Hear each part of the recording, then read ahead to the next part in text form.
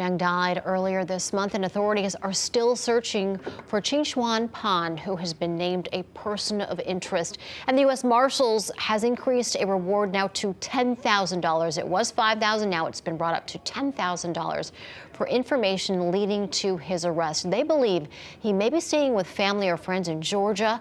He was last spotted in an Atlanta suburb last week. 2 men and 1 juvenile are facing charges after a shootout in Meriden. Meriden police say 2 cars were seen shooting at one another in the area of West Main Street yesterday.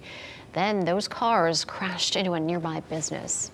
Officers arrested 21-year-old Alijah Garris, 19-year-old Tyish Smith, and a minor after they fled from one of the vehicles. Garris and Smith both face multiple drug and gun charges. The juvenile was charged for their involvement, but no details are being released on that person's arrest.